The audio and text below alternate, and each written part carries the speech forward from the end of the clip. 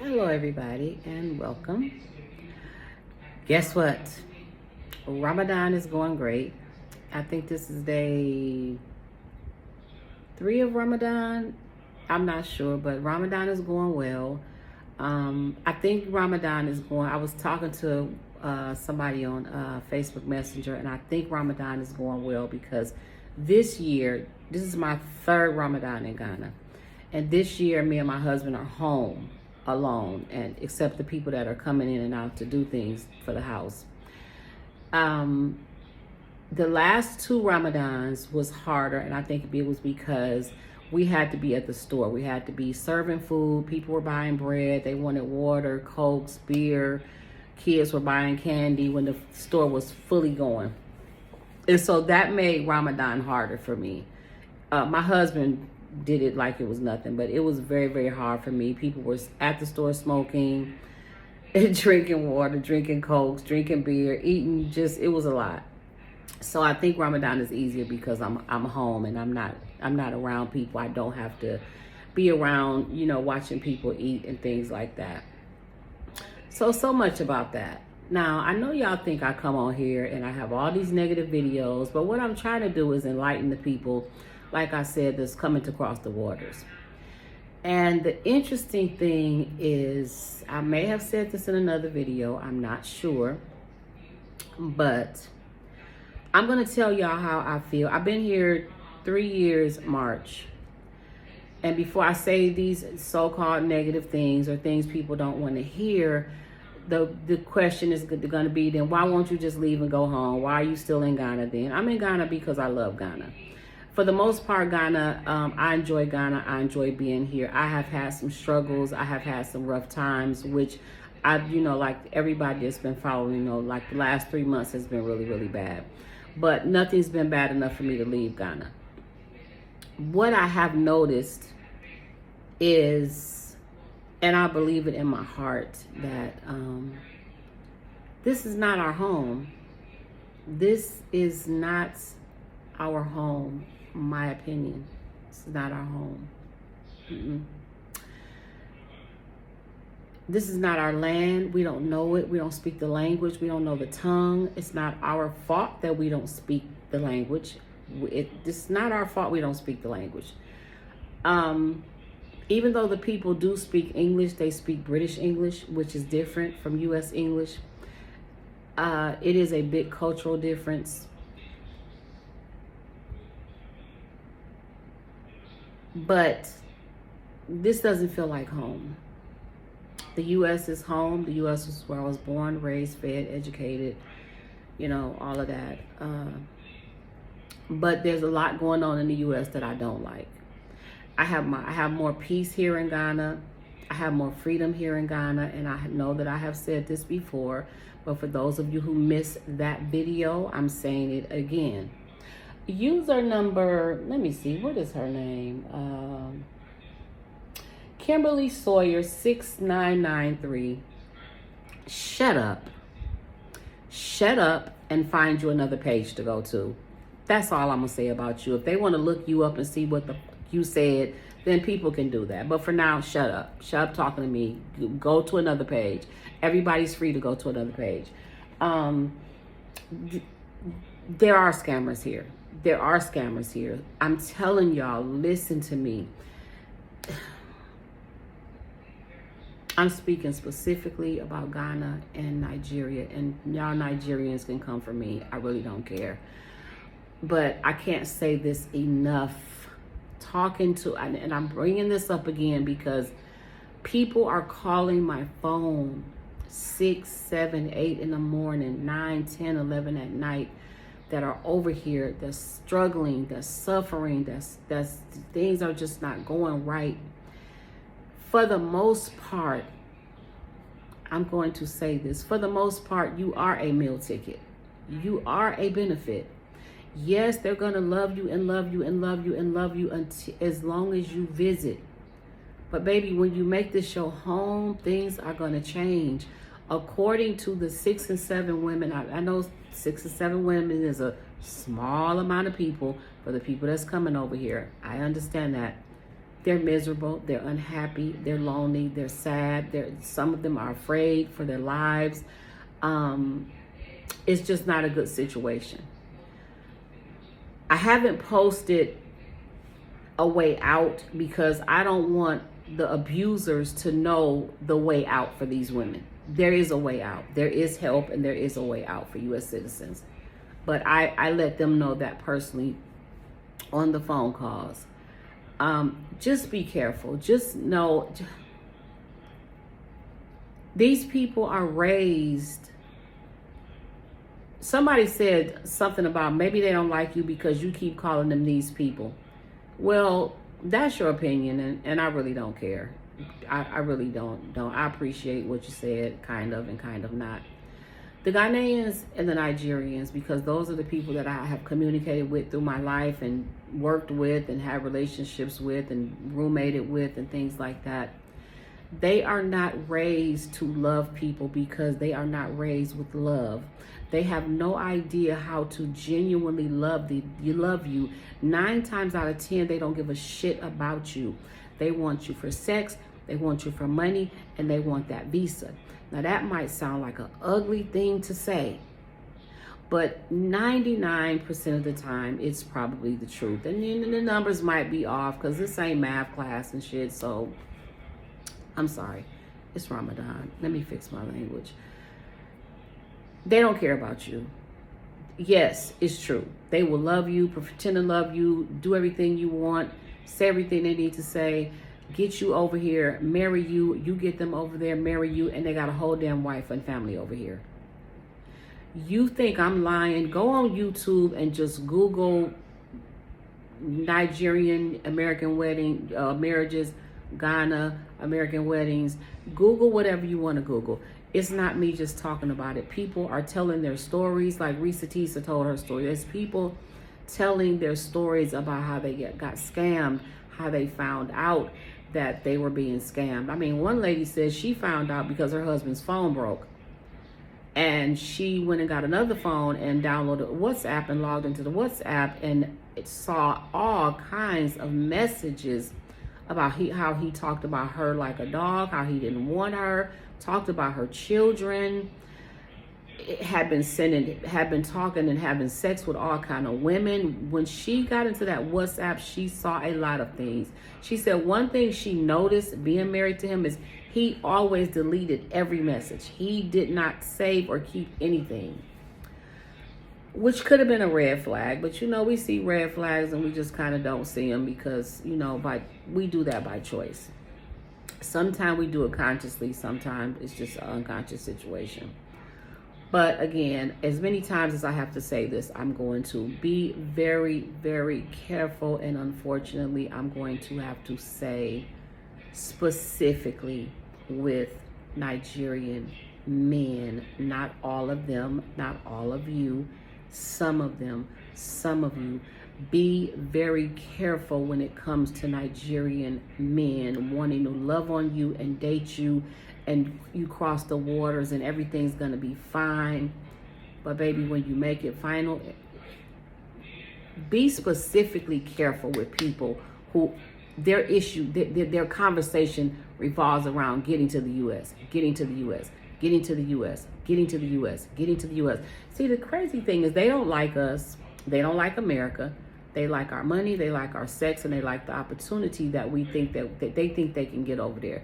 What they can do is go over there and make money. What they don't put into consideration is the money that they make is going to go on the brand new car note that they want to have, the rent that they have to pay for a house that they're not going to live in because they're going to be at work all day, paying car notes for a car they're not going to drive because the car is going to be in the parking lot at their job all day, at probably 2 or 3 of their jobs.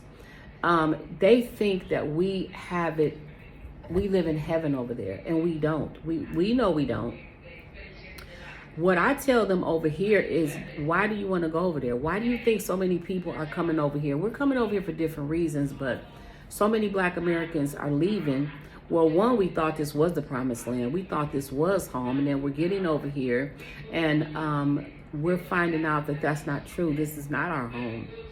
This is not paradise. It offers me something the U.S. doesn't offer me, like I said, which is peace and freedom. And it kind of happiness, it doesn't offer me any joy. I haven't found my joy here. Nothing makes me joyful really here, except moving into my house and kind of getting my house together. I find joy in that.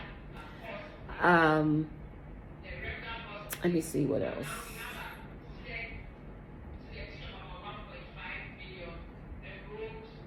Oh, violence against women.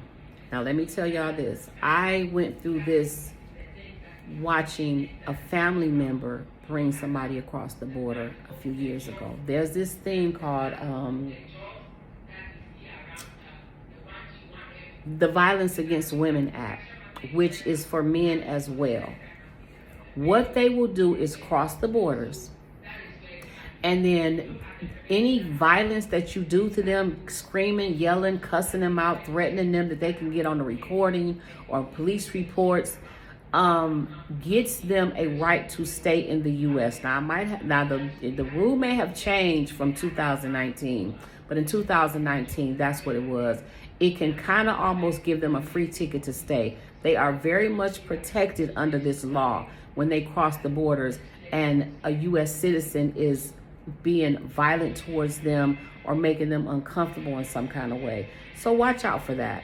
And this is for the ones that are scamming you that really, okay, first of all, I know some of y'all are really in love and you have a Nigerian or a Ghanaian that really loves you. I believe my husband really loves me. We don't talk about visas and going to the U.S. because he knew from the gate that was not going to happen, that my goal was to live in Ghana. My goal was not to live in the U.S. or move back to the U.S. That's kind of almost changing now because this ain't the place. This is not it. It just offers me something that the U.S. doesn't offer me. And I'm kind of okay with it. But depending on what happens with this new presidency, I might be making a decision to do maybe half and half. You know, I'm not really sure, but we'll see what happens. But right now, I'm cool in Ghana. I'm used to it. They like to tell us that we don't have any culture. I have heard so many Ghanaians tell me that Americans don't have culture. That lets me know that you don't know what the definition of culture is, because we definitely have culture.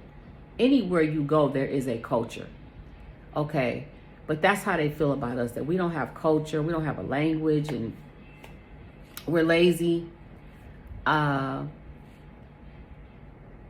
Yeah, let me go ahead and end this video.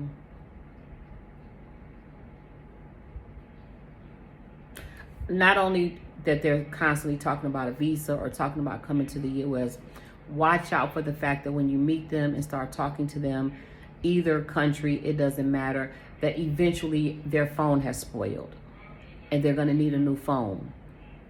Okay, they're going to need a new phone. Like, that's almost the number one thing. They either got malaria or they need a new phone.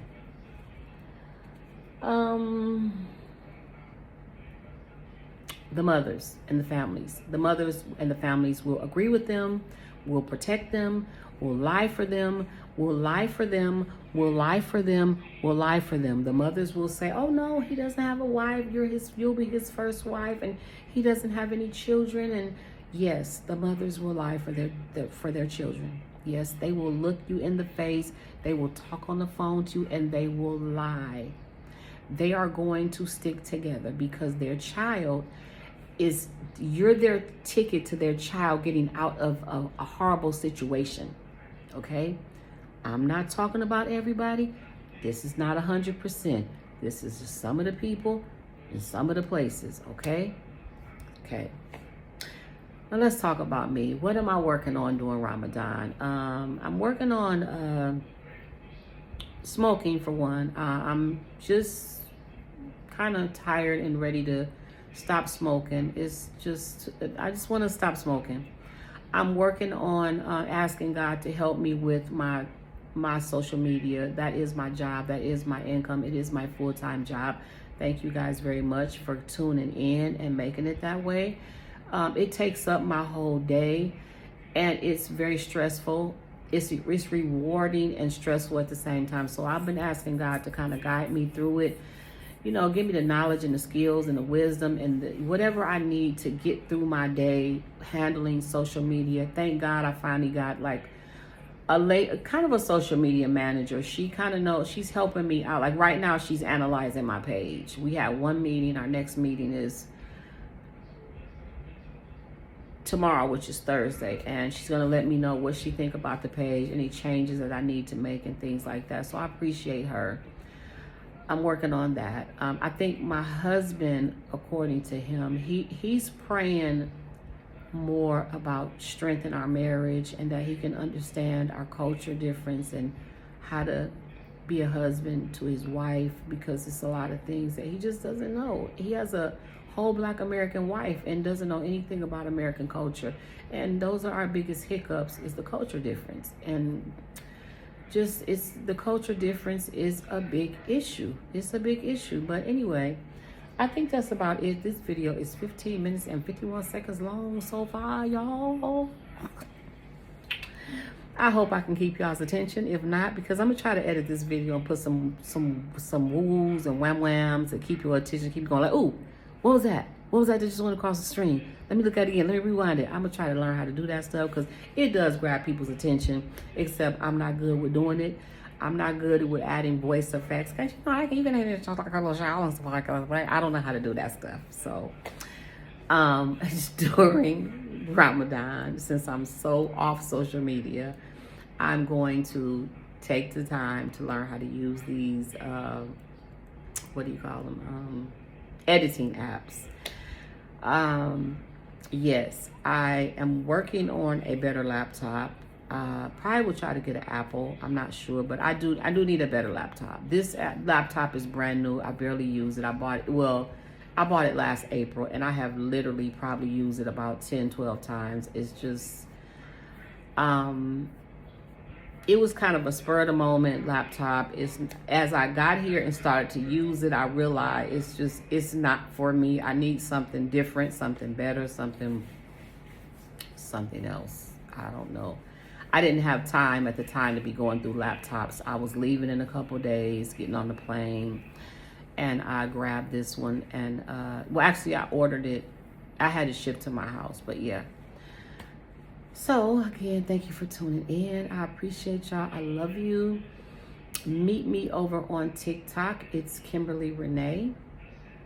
And if you're on YouTube, if you're on TikTok watching this, meet me on YouTube, The Passport Traveler. I love you all. Stay blessed. And again, if you are struggling during Ramadan, don't let it stress you out. Don't let it bother you. God knows your heart. If you try your best to do the fasting and praying every day, that's all you can do is your best. God knows that this is hard. That's what it is. It's a sacrifice. And it is not easy. I just thank God that this year is easier for me, because he knows that I struggle. He probably gave me a gift this year, like, I'm gonna let you ease through this Ramadan, because that's what it seems like. I do have to put water in my mouth to take my medicine, but no food will enter my mouth until I break my fast. So anyway, I love y'all. Stay blessed. Hope to see you soon. Please be nice in the comment section. Please be nice in the comment section. I'm asking God to touch y'all's heart, and please be nice in the comment section. Bye-bye.